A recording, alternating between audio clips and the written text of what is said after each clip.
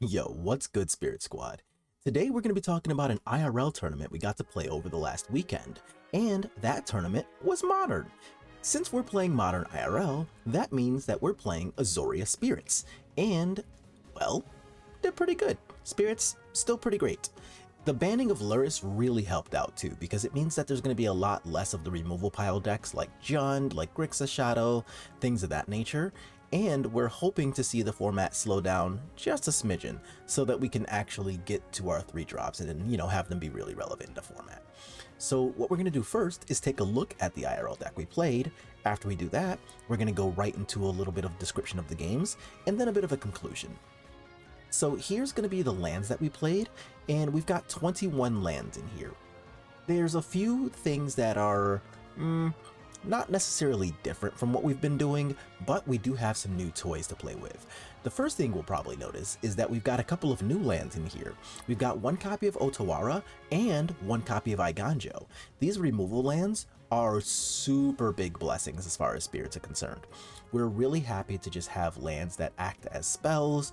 We already want to make sure that we're able to do all of our things, and sometimes we get flooded. Well, when you get flooded and you draw a land that's also a spell, that's pretty great. Iganjo as a removal spell, perfect. Otawara as a removal spell, sometimes even better. So Iganjo can get rid of things like, attacking Ragavans. 4 damage is exactly enough to take care of endurance. Sometimes you can snag a Shark Typhoon token. There's a lot of really good stuff that Iganjo can hit, and since we happen to be playing Thalia, you'll very occasionally get to have it at 2 instead of 3 mana. Even better.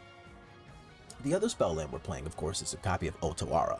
And Otawara, tapping for blue instead of tapping for white, is usually going to be the better of our 2 spell lands. But as a removal spell, it hits a couple of sweet spots that cards like Iganjo just don't really have the ability to hit. The big notable things for me are usually the fact that Otawara can hit things like Cauldron Complete. It can hit things like Primeval Titan. It can hit things like Murktide Regent. Otawara can hit some really big threats that Iganjo cannot really compete with, and we already don't really want to compete with the legendary part of the cards themselves, so we're playing one of each, and I've been really happy with one of each.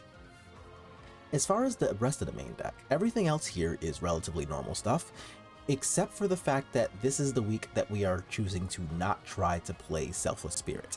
And that's going to be because we don't really know how much blue-white control is going to be in the format, and, well, we already have Thalia, we already have Giver of Runes, we have Drogskull Captains, so we have enough stuff to protect ourselves against spot removal, and I think I was okay to sacrifice Sweepers in favor of spot removal. So what we did there is we went back up to 4 copies of Shacklegeist, and the Shacklegeists are going to help against things that are trying to go tall rather than wide. I expected to see a lot of Primeval Titans, I wanted to see some Hammer Time, and if people are trying to play more, I guess, kind of old school things that, say, Selfless Spirit doesn't really care about, for example, Tron playing Wormcoil Engine or stuff like that, then having all 4 copies of Shacklegeist in your main would be a really big boon to these creature matchups that I was kind of expecting to see. As far as our sideboard's concerned, the sideboard, again, is relatively normal for what we do. We've got a bunch of removal, so we've got Prismatic Endings, things like that. We've got a couple of additional things to help fight against spells. As always, I like Subtlety. We've got a one-off Mystical Dispute today, because even though we're not playing any copies of Selfless Spirit today, we did still want to be able to hedge against things like Teferi Time Raveler, Teferi Hero of Dominaria, any of the Narset piles.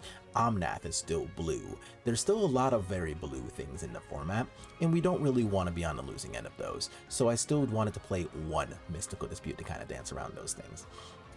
Normally, the area I play in has a lot of burn, but I was thinking that I would probably see more Grixis and Jund piles than actual burn, so what we did here, instead of playing Core Firewalker, is going back to playing copies of Sanctifier in back.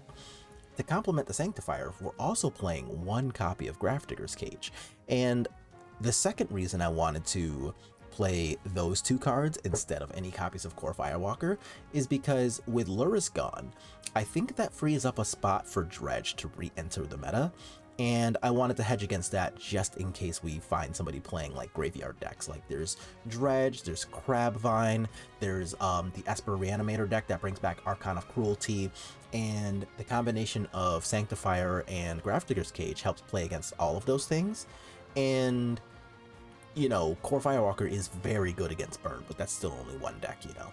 So I wanted to do that to kind of hedge against multiple bases there, and then just kind of see, you know, maybe we run into them, maybe we don't.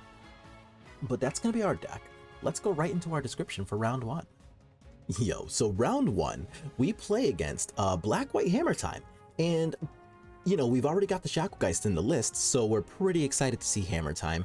And we do lose the die roll, which is a bit unfortunate. But it looks like the opener actually did have a copy of Shacklegeist in it, so that's always really exciting. We got to go ahead, land a Vial on 1, and I immediately got to open up with the combination of not dying on turn 2, which was amazing because our opponent did get to do the thing where they have Sigarda's Aid and a Memnite on turn 1, so not gonna lie, was kind of scared of dying, but we didn't have a way to prevent dying, so it's kind of what it is. So we land our 8th Vial turn 1, turn 2, I had a Shacklegeist in hand already and drew a Mausoleum Wanderer for the turn. So yeah, that was pretty hype. We did get attacked all the way down to 9, but then they just never got to attack again. So Shacklegeist just, super good. So we end up actually stealing a game in which we lost a die roll against Hammer Time with Sigarda's Aid on turn 1 because Shacklegeist is just that good in the matchup.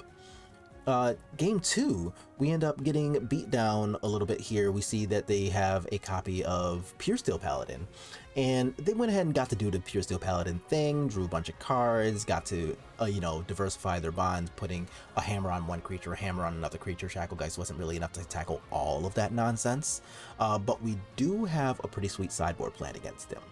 We've got copies of both Kataki and Prismatic Ending in the board, so we do lose game 2, but game 3, and that's exactly what ends up happening in game 3. I end up seeing a Kataki, landing it on turn 2, and taxing my opponent's mana for pretty much the entire game. Unfortunately for him, this means that he doesn't get to actually participate really. Like, he doesn't have the ability to keep the Springleaf Drum that he played on turn 1 on the table, because he just didn't really have the mana to keep both Springleaf Drum and threats. That gave me enough time to do things with Skyclave Apparition, and eventually I got to just draw Shacklegeist in. Well, there's the handshake. So we got a lot of really sweet tools, right? Like Prismatic Ending can take care of any of the hammer stuff, any of the smaller creatures, basically the entire deck that's not named Urza Saga constructs.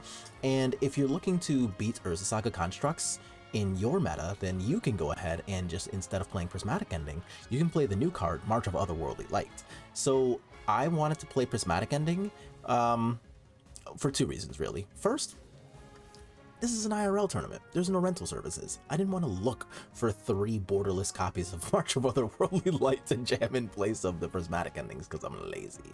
But also, Prismatic Ending, I think, is a little bit better against things like Spreading Seas, against things like Dragon's Rage Channeler, because paying 1 instead of paying 2 in this deck specifically is a pretty big deal. So that's why I chose to do that. But if you want to play March of Otherworldly Light to hedge harder against Urza Saga, to occasionally be able to pitch cards from your hand to tackle higher CMC things like Primeval Titan, like Murktide Region, stuff like that, I totally don't blame you. Both cards are really good.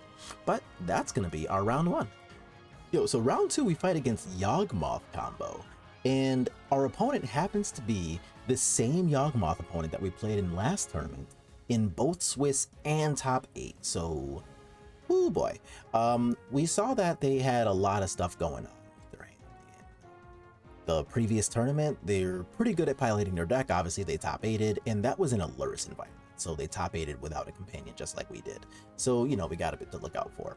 But this is going to be one of those things where Yawgmoth is really good against our deck if Yawg the card actually resolves, so our main job is to usually make sure it doesn't do that, or by the time Yawg does resolve, have so much hexproof lined up that it's almost a non-factor.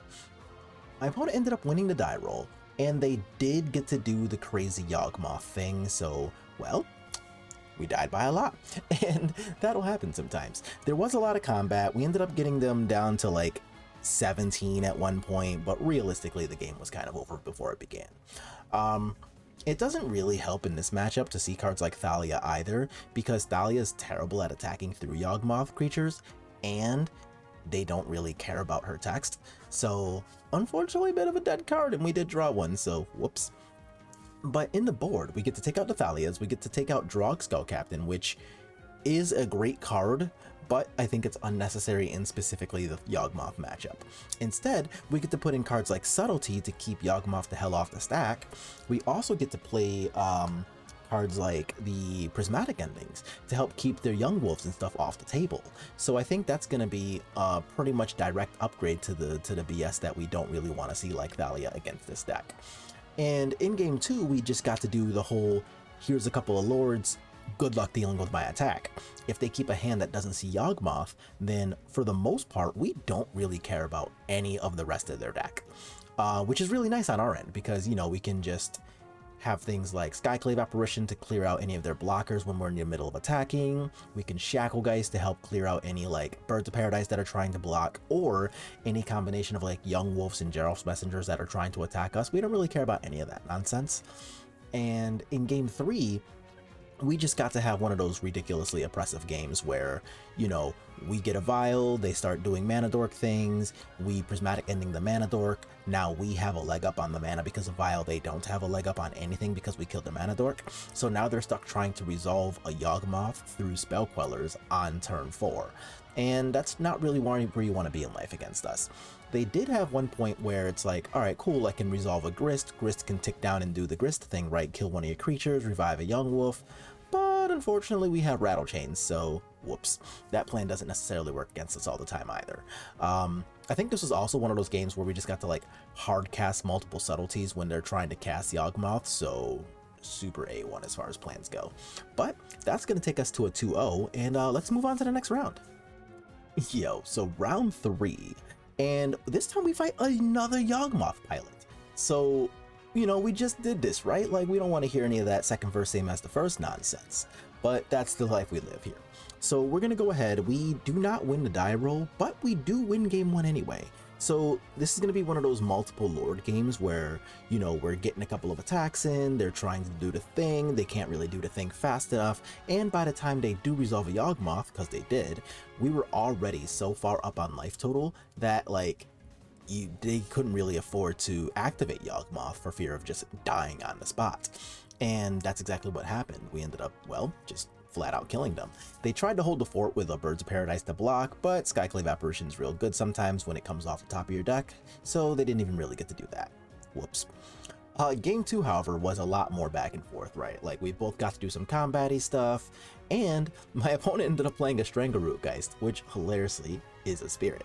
So it doesn't actually like matter at all, but it was kind of one of those really cool things we got to high five over. And I did joke about playing our Rattle Chains to give their Stranglerootgeist hexproof.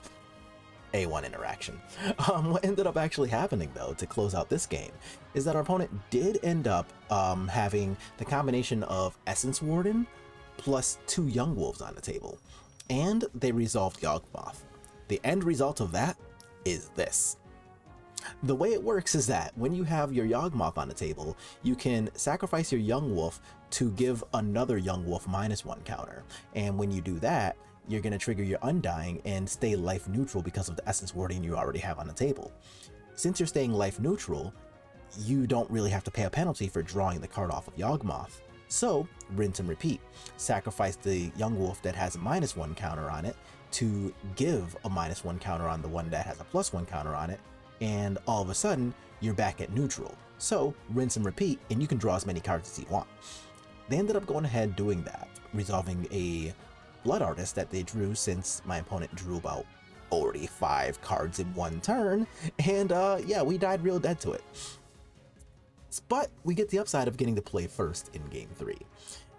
This game was another one of those ridiculously oppressive games that we got to play in game 3 of last matchup, where it's here's an Aether Vial, here's a couple of creatures, you do not get to resolve Yawgmoth ever, and I even got to tick up a Aether Vial to 4 because I had Subtlety in hand and only 3 lands on the table, and I didn't want to have to pitch, so I can just, you know, have Aether Vial chilling out at 4, and they just know, okay, I'm literally never going to get to resolve a Yawgmoth, and I might not get to resolve a Grixis either. And yeah, opponent died real dead to just some attacks and some us keeping things off the stack. 3-0 for us. So now we got round 4, we're 3-0, life is very exciting, right? And we're going to be playing up against one of the local young kids, David, who's actually pretty good at piloting Death Shadow. Lurrus or no Lurrus, right? Like, he's actually been playing Death Shadow for like 5 or 6 years or something like that. Like, way back when I was a control mage, he was playing Death Shadow then. So I don't know what he's going to do this week without Lurrus. I suspect going into the match that he's going to be on Death Shadow, and I kind of suspect that he's just going to be back on, like, you know, your Street Wraith nonsense, because that's what they were doing beforehand. But whatever, gotta play some Magic. So I don't win the die roll, which is a bit unfortunate, but for some reason Dave's game plan is really like creature light, and he just like doesn't really get to see a Rags, he doesn't get to see a Darcy. By the time he does see Death Shadow, it's just way too late for it to really matter, because we've got the thing going on, right, where we're resolving creatures, we're protecting a couple of creatures along the way from removal, but he's damaging himself for the sake of being able to play Death Shadow. Well, that plays right into our plan, because the only way we're ever going to win games is by attacking anyway. So that's usually what I like doing against Death Shadow. A lot of what I'll do against these people is just put creatures on the table, make them try to deal with them, use things like Rattle Chains and Drugskull Captain to dance around the 1-for-1 removal they have, and whenever they cast a Thoughtseize, I almost always just say fuck it and let the Thoughtseize resolve, because I want them to take the 2 damage.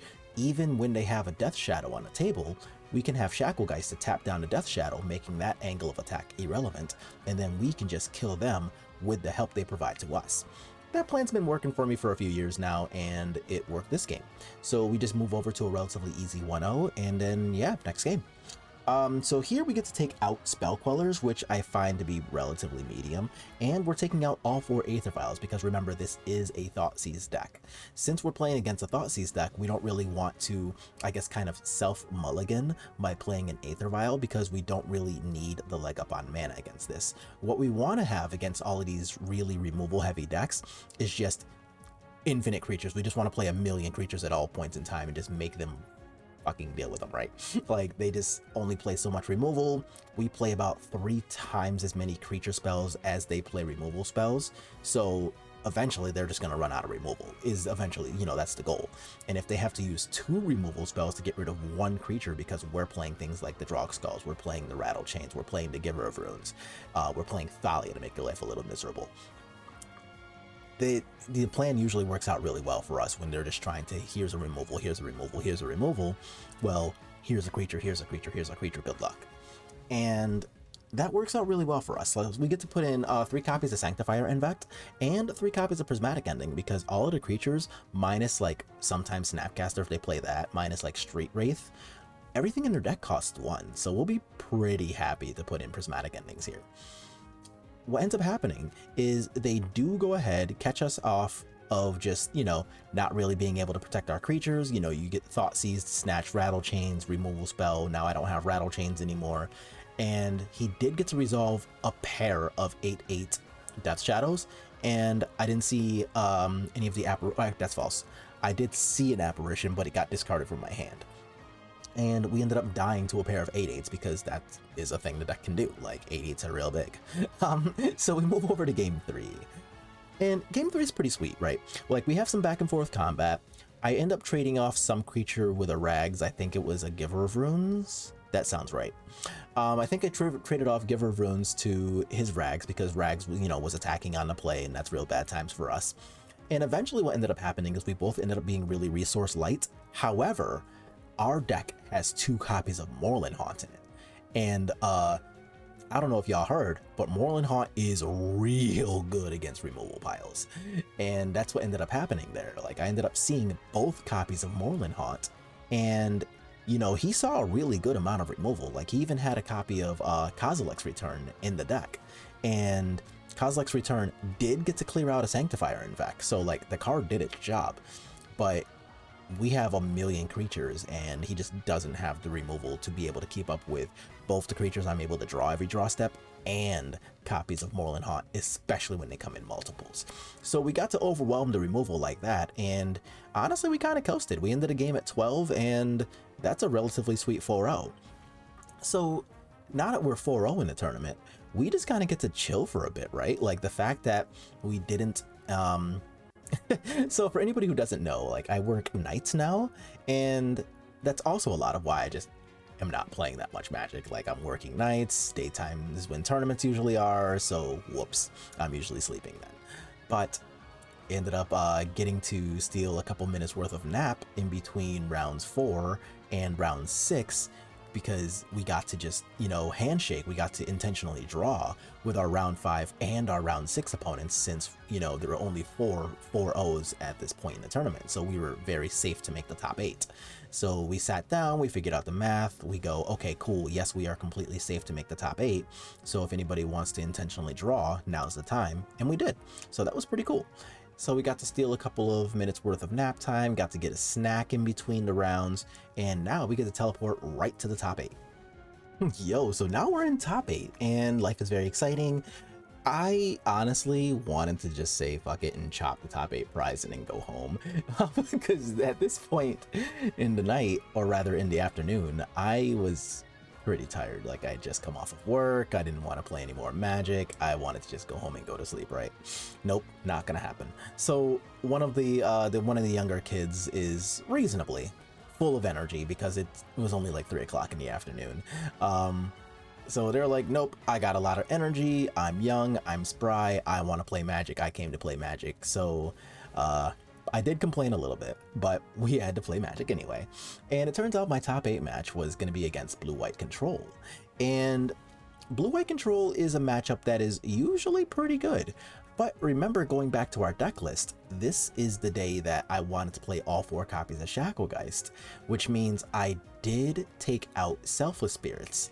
Unfortunately for us, that means Supreme Verdict actually has text now, where sometimes it does, sometimes it doesn't. And yeah, that's a thing. So game 1, we go ahead and we get to do the thing where we got a bunch of spirits in play, and I'm basically crossing my fingers hoping to not really just die to a Supreme Verdict, because I don't really have a say-so in the matter. I do end up getting a Vial, but the Vial gets immediately Prismatic Ending. Of course, they play 4 copies of that in the main. Sometimes they play March of Otherworldly Light as well. And they end up resolving a copy of Teferi Time Raveler. And, you know, this is going to be like turn 7 or 8 now. At one point, I'm going ahead and just attacking. And I've got a couple of 3/2s, I think maybe both were Rattle Chains, maybe one was a Rattle Chain, one was a Shacklegeist, I don't remember, some number of creatures. And the leftover creature I had in hand, was, or on the table, was a Supreme Phantom. And the Supreme Phantom was in the middle of attacking the Teferi Time Raveler. So the Teferi was at 1, so Supreme Phantom was going to be able to clear up Teferi by itself. So my opponent has enough mana to pay for Celestial Colonnade, fire up Celestial Colonnade, and had 1 more mana outside of Celestial Colonnade. So they also had available Counterspell mana. And what ended up happening was he wanted to protect Teferi instead of the life total, so he activates Celestial Colonnade and moves to block the Supreme Phantom.